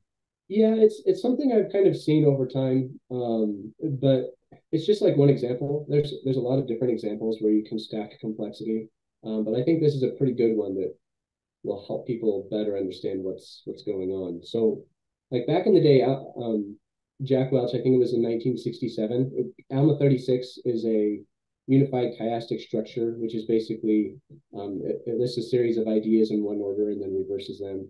And chiasmus is a literary structure that's found in a bunch of ancient societies. You can see it in modern texts as well. Um, but it can be pretty sophisticated. And I'm going to share some things that probably other people haven't looked at Alma 36 in quite the same way. So And it's probably the longest and most complex chiasmus in the Book of Mormon. yeah, some people have proposed longer like macro structures that are like book length structures. Um, for me, it gets more dubious when you start. The longer you get, unless you have a really good proposal, it gets less and less convincing to me usually. It's But Alma intentional. Yeah, Alma 36 is really convincing, and it's just that mid range where it's like there's a lot of specificity and hardly any extraneous data. So it's really impressive on that level. So this is the whole text from the 2013 edition, and so this is underlined all of the major chiastic elements that correspond to different sections of Alma 36. So if you were to break it up, the way I have done it is that there's like 11 main sections, Mm-hmm. and each of those sections corresponds very closely with another section on the opposite end of the structure, and they sort of just come up in this tiered way until they meet in the middle. Um, so what that means is like this is section B, um, and you can see here in the first part where it just has one line, inasmuch as you shall keep the commandments of God, you shall prosper in the land. But in the second part, you have this alternate poetic structure where this idea is embedded into it, right? So you can see almost a verbatim quote, but the structure is longer than this one is. So in Alma 36, not every element is perfectly balanced as far as length goes. Mm-hmm. But anyways, so that's like an example of how the two areas correlate together within the overall structure. Nowhere else do you have this long verbatim phrase used in Alma 36, right? That's the only place where it's used. So that's the justification for it being together. Here's section C and C. Again, you see one portion on one side of the chiastic structure just being regular prose, and then it's developed on the other side into a alternate parallelism, which means that you just have three elements in a row and then three more in a row that have parallel ideas. So like I have, ye had, retaining remembrance, captivity, their captivity, right? So you see this phrasal parallels on this side. So the one on the right side, is that all from verse 29? That's from verse 29. Yep. So this is at the Oh, end of okay. the structure, and this is at the beginning of the structure. But Right, of right, course, they right. have them right next to each other, so you can see this. This is the main element that's highlighted, but it Mm-hmm. uses it and repackages it in a different way on the other side of the structure. But it's the So same sort of concept. Yeah. yeah, yeah. Well, and all like a lot of verbatim ideas, right? Yeah, You yeah. remember the captivity of our fathers, retaining remembrance as I have done their captivity. Same basic idea. And so this is something people don't recognize often about Alma 36 is it has these embedded substructures within it. It's not just like one element compared to one element, but when you get on the other side, sometimes it breaks that down into its own substructure, which is more complex. Here's another one, right? The main components of this one is all about God delivering them from bondage. And then in this side, it gives a four-layer alternate structure. It talks about how he delivered them from Egyptian bondage and how he delivered them from, Lehi's family from Jerusalem.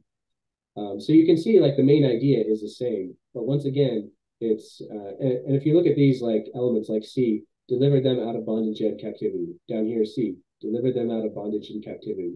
So it's not just like a word; it's an entire phrase that you see is showing up in these parallel subunits. Um, so the whole thing is like that. Some of them are, this one has a cluster of four ideas, and it develops these ideas separately on the other side in their own substructures, right? So you have these Mm-hmm. four ideas all show up together. They show up in this structure. It's a little alternate. You have sort of a loose chiasm and another loose alternate. And every single one of these main ideas clustered here is developed within this section. This is like verses 27 and 28. And none of these ideas really show up the same way anywhere else in the chiasm. So this is what it looks like once you add in all of the underlying text is the main um, parallels in the units, and all the bolded text is the substructures. Okay, Right. so that's a lot more data, right? Like you have to remember not only to repackage these words on the other side, but then you have to remember when you get to the other side that you're actually dealing with a substructure that you have to then delineate and articulate correctly. Um, Here, so this is all the red is the intertextuality between Alma's different conversion accounts. So it gives three accounts. One account is in Mosiah 27. The other account is in the next chapter in Alma 38. So next two chapters. So what this means. Let me see if I can. So the what's highlighted in red, you're saying that it sort of like correlates with Mosiah 27 when he's recounting his Yeah. conversion So experience. so this is a chart of Alma's different conversion experiences. Hmm. And you'll see that there's consistencies between his first account and his second and third account. Like he talks about his sins and iniquities. He talks about going about to destroy the church. Well, in Alma 36, he says he went about to destroy the church of God, right? He talks about rebelling against God. God sent his holy angel. He talks about a voice of thunder in each account. The earth shakes. He's astonished or amazed. He falls to the earth. Anyways, there's like There's some consistency. yeah, there's 40 of these very specific instances where Alma's retelling of his conversion account in Alma 36 is consistent with the previous account, many chapters earlier, and also consistent with the account that he gives to Shiblon. So you have all of these. Sometimes they're just conceptually consistent. Sometimes they are very phrasally verbatim or very close to the same. Stand to be judged. Stand in the presence of God to be judged, right? From that time even until now, from this time forward. Um, anyways, so you have all sorts of very specific phrasal consistencies and conceptual consistencies.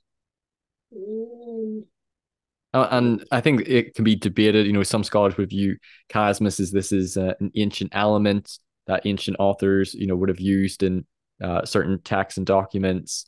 Some people say, well, you can find chiasmus in modern texts, and Joseph Smith, could have been able to do it perhaps naturalistically, but certainly Alma 36, it's a very complex chiasmus for yeah, him to orally dictate, and if he was able to do it, naturalistically, that's very impressive as well that he was able to do that. It's hard for me to believe he could have done yeah. it on the fly.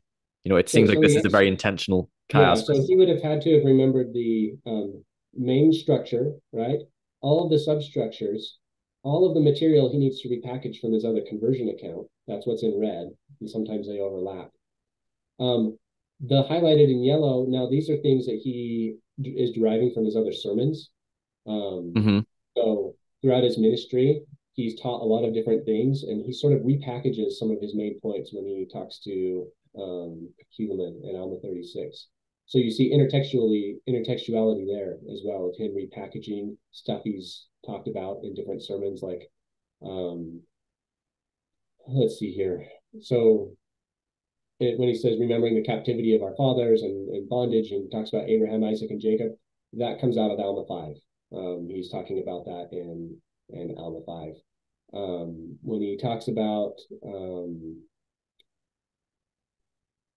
yeah, we'll just skip on. Some of this is kind of hard for me to track without looking back at the specifics. That's fine. But all these basically, so you can see how it's stacking up, right? Like Hmm. if you're going to make a convincing you know not sermon, but instruction to his son, this really looks a lot like Alma, right? It's stuff Alma's already said in different contexts, pulled from different locations. Right. Um, Very much specific to what he would have written right. previous But times. here's the cool part. So you had mentioned him integrating Lehi's quotations from earlier. Well, this is from first or second Nephi chapter 1. It's the famous promise on the land. Inasmuch as you shall Oh keep the yeah. God, you shall prosper in the land. Well, that's from Lehi as well. It's basically a verbatim quote. But you'll notice what happens is when he repackages this from like the first section to the second section, he only gives part of the quote in the first section, and in the second section he completes the quote. So this is the first part, but then this second part in B and C is Hmm. actually the full quote from Lehi back in Second Nephi 1. So you can see Oh, that's there's interesting. some intentionality there of him kind of playing around with it in one idea of like the promise to prosper in the land. And then you have the dual promise, either you're going to prosper or you're going to be cut off from the presence of the Lord, right? And this would have been translated, or if you're, a naturalist, this would have been dictated in Alma 36 before this Before passage in Second Second Nephi Nephi 1. 1. Yeah. Right. So you have that one from quoting from Second Nephi 1. You have let's see here. This is the big long quote from Lehi. Methought I saw, even as our father Lehi saw God sitting upon his throne, surrounded by numberless concourses of angels in the attitude of singing and praising their God. Again, a verbatim lengthy quote from the text that Joseph Smith hadn't yet dictated. Yeah, it's not Um, even like a paraphrase. It's a direct, identical quote. it's a direct quote. You also have the imagery from the tree of life, right? He talks about how he's filled with joy, how he's let's see here, where he's tasted as I have tasted, right? So you have this fruit imagery. Well, where's that coming from? It's coming all the way from Lehi, Lehi's dream of the tree of life. And then in Alma's own sermons, he expands on those. Like in Alma 32, he talks about the fruit, right? The word of God.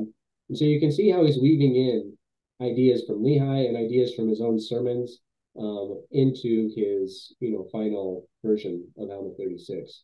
So you just have layer upon layer of complexity, both intertextuality and also structural formatting. That to me, like, I don't think Joseph Smith could have ever done that. I just don't think he could have done it, Yeah, especially not in the constraining circumstances of the translation.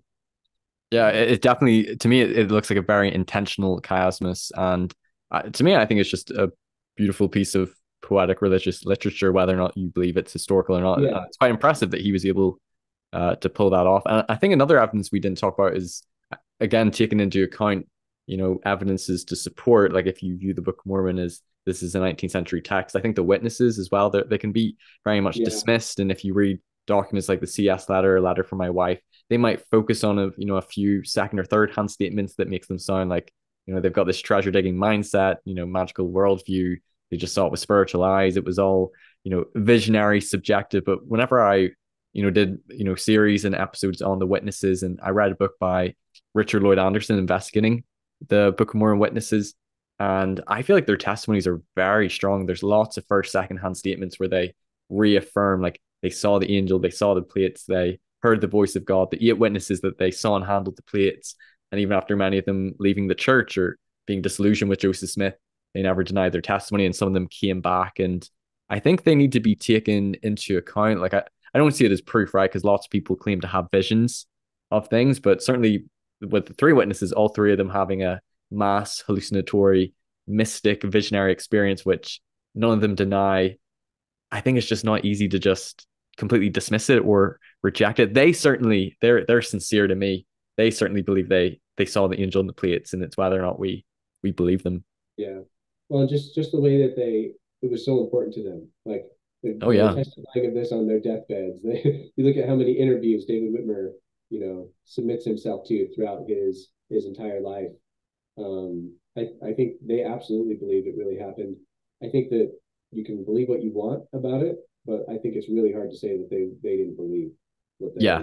and they were aware of the you know claims that they were hallucinating or that there was some subjective mindset and Oh the yeah. tunnel People who interviewed them were spiritual asking eyes. them the same Um, questions. Are you sure you yeah, weren't tricked? Was it not, yeah. juggling or a hallucination? And they all reaffirmed, And no, I know what yeah, I saw. in so many instances, they use physical objects in the surrounding environment, like the sun or their hand or something, to say, "You see that sun? Just as sure as you see the sun, I saw the place and the angel," type of a thing. So I absolutely think, man, I think the critics wouldn't want to change believers' places when it comes to the witnesses. Like, Hmm. if you had that strong of a case against the Book of Mormon, and if believers were trying to say, well, maybe they just didn't mean what they, said, or maybe they're just, subjectively hallucinating. Like, I think if the tables were turned, you would never, critics would never treat the witnesses that way, the way that they do, if it were in their favor. And I think that the believers have an advantage when it comes to the witnesses. Absolutely, they're And the Book of powerful. Mormon prophesies about, I believe it's 3 witnesses at least, seeing the plates in the Book of Ether, the Doctrine and Covenants as well. And that's quite a impressive and to me a risky thing for Joseph to prophesy and Yeah, then pull off all 3 of them having he the just same yeah mass hallucinatory visionary experience, he just which they met never Oliver deny. Cowdery, and he just met David Whitmer. Like he didn't know any. Like he knew Martin Harris a little bit better, but like there was no guarantee. That, in Hmm. section 17, it says you're going to see the plates and the Urim and Thummim and the breastplate, and you're going to see all these Nephite artifacts, and there's no guarantee they're just going to play along with him Yeah. and say they saw an angel and say they saw all these other Nephite relics. So enormously risky if he wasn't telling the truth. And I don't see the witnesses as proof or like but I think like their testimonies, their experience to me do strongly support. I think they just can't be dismissed. And like, yeah, someone they might think like, well, angel gold plates highly improbable. But I also think like Joseph, making his own set of metal plates and then tricking the eight witnesses with them, and then three witnesses having all three of them having like a mass hallucination visionary experience. That's also quite improbable for that to be pulled off as well. Yeah, yeah, the witnesses are good evidence. Hmm. Definitely one of the stronger lines of evidence. If you're going to look for reasons to believe, go read, you know, Anderson's book on investigating the Book of Mormon witnesses, and there's a witnesses website now that the Interpreter Foundation has put online, and you can go see many of their statements. And I think that your testimony turns out stronger, not weaker, by investigating everything that they've said in every Yeah, it's context. important to read, all of their statements, all of the quotes, the majority of them, and the vast majority are very faithful, and they reaffirm that they Go saw the look at angel the go plates. look at what the critics have said, like the early critics, and compare that with what David and Martin and Oliver said themselves, and the eight witnesses and the informal witnesses. And I think at the end of the day, it's a stronger case by far. Okay. So in wrapping up on this episode, I've got a couple of final questions before I have to go. What would you say to someone who would say that you know evidence central or apologetics, that you are engaging in either parallelisms, weak parallels that you're saying are evidence that this is pseudo scholarship? Would any non-LDS scholars verify or agree with the evidence you're citing? What would you say to those people? Um, I would say that there are some weak evidences that have been put forward, and all of the evidences have different strengths and weaknesses on both sides of the arguments. Um, and so, yeah, some of the parallels that people point to, I don't think are home runs. I think there's still plenty of room for disbelief if you want to disbelieve and you don't want to think that the Book of Mosiah is representing an ancient coronation ceremony. You want to think it's find some parallel with Joseph Smith's life to explain the tree of life vision or whatever. But I think that I would just recommend that people really dig deeply into the full set of the proposed connections with the ancient world. There's probably a lot more than most people know. Like you'll just find layer after layer after layer of proposed connections in the Book of Mormon with ancient literature and ancient ceremonies and ancient practices and ancient worldviews. So there's a lot there, and so if you want to just put all that on your disbelieving shelf and say you don't know what to make of it, that's okay, but like it's there. And same thing with the 19th century parallels. I think a lot of them are weak. I think a lot of them are weaker than the ancient parallels, but doesn't mean that there's no substance to any of them. Some of them you could make a case. I think when you stack the parallels against each other, it's a lot easier to explain the 19th century parallels from a believing perspective because a lot of those parallels themselves have ancient connections anyways. Um, so like you look at the Masonic, issue with Joseph deriving his temple theology from Freemasonry. Well, Mm. if you look at Freemasonry, some of those intersect a lot with ancient, Christian and Jewish beliefs. And so I think you have to be really careful about how you try to frame the parallels and what they mean. But yeah, I think overall though that people can look at the same parallel and often reach different conclusions. Right.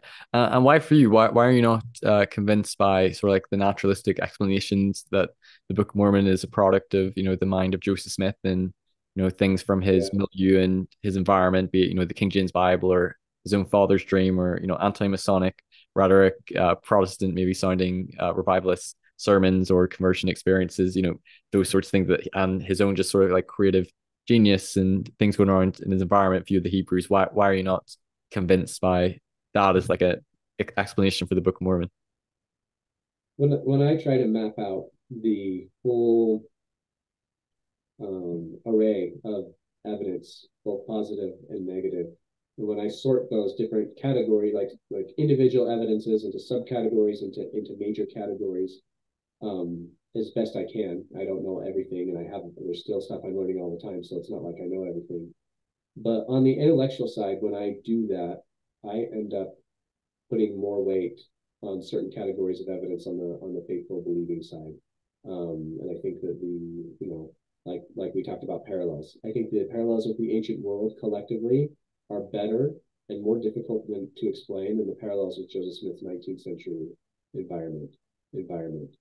I think that the archaeological evidence for the Book of Mormon collectively is passable, and that the absences of evidence upon which most of the counter arguments are based are methodologically flawed. I don't think you can put a lot of weight in them. So I think positive evidence counts more than negative evidence. And there's enough positive evidence for me not to be concerned about the Book of Mormon. And I've seen enough negative evidence arguments, like anachronism arguments, overturned to be, strengthened or to like at least be disproven. That I'm just not really concerned about that issue. I think the witnesses are stronger in favor of the Book of Mormon and the restoration. We haven't gotten into the Book of Abraham or the Book of Moses or early Christianity and the apostasy and restoration, but I'll have to bring you back to talk about those. Yeah, so I published co-published a couple articles on Enoch. So I've looked a lot at the Enoch literature that's extant, that's not in the Book of Moses or in the Bible. We should definitely do an interview on that because I find all that fascinating. We won't get into it now, but I think that's something which rarely that was something whenever I left the church and lost my faith, I watched the LDS Truth Claims series, some episodes on that, and there was one on the Book of Enoch, and it blew me away, and it was new evidence, new research to support the Book of Moses and Joe Smith as a translator and a revelator, and I'd never heard of it before. I hadn't heard it from any critics. It had never been brought up.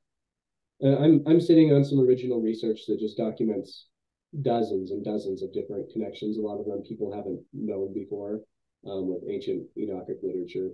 I think Book of Abraham is a mixed bag. I think that there's a lot of positive evidence for the Book of Abraham and things that we still have questions about and uncertainties, but it's definitely not less like home run, the apologists are wrong in everything. There's no positive evidence. The Book of Abraham, is going to destroy your testimony type of thing.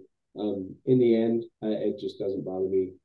So when it comes to like all of the intellectual areas of the debate, not like the social issues like race and the priesthood and the LGBTQ stuff, I just honestly, I'm just more convinced that when I stack the evidence, against what I know is the counter evidence, I just think it's stronger.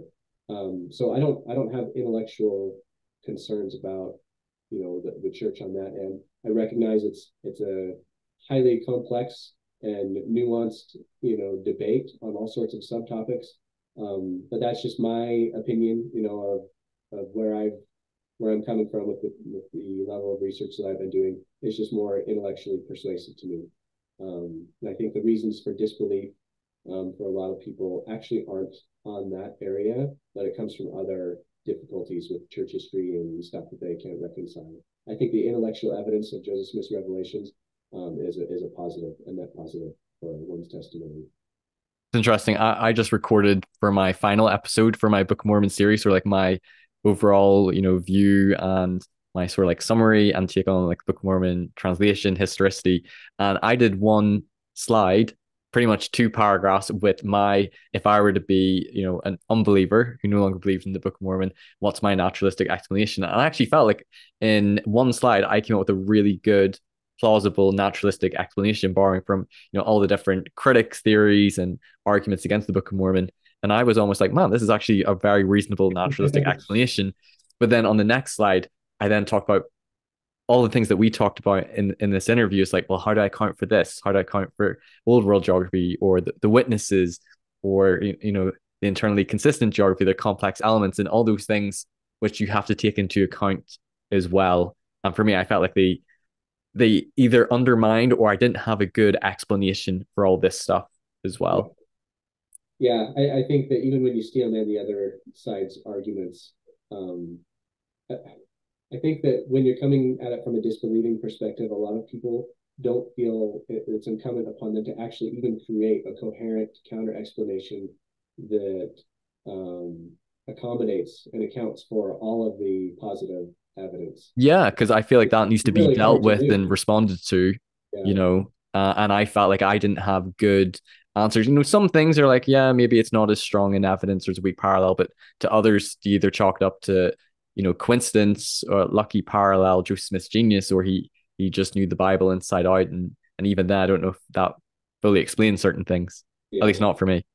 Yeah. So, but everyone's going to reach their own conclusion, and I think that's part of the, like, if the gospel is what it claims to be, that's part of the plan, right? That Yeah, it's good to have these competing sets of information. You kind of get to choose from among them what you believe, and that's not even addressing the spiritual component of faith that's enormously important, in right. order to navigate this stuff. So, And final question, Ryan, just yeah. for those people who may be in a faith crisis or having real, serious doubts or questions about the church or specifically the Book of Mormon, any advice you would give to someone who, maybe they've not shut the door on God or on faith, but they're really wrestling with things.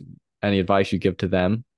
It depends on what stage of their faith crisis they're in. If someone just discovered the CES letter and it's like, oh, the world's coming down and the church will never recover from all this information, I would say slow down. And if you still have trust and belief, at least residual belief in the restoration, and you hope it's true, and you want to find reasons to believe, I would say don't go first down the anti-Mormon, rabbit hole path where you just expose yourself to enormous quantities of negative material. I would say go first and find out what the strongest evidences are for the things that you already believe in and that you've had spiritual experiences in your life confirming are true.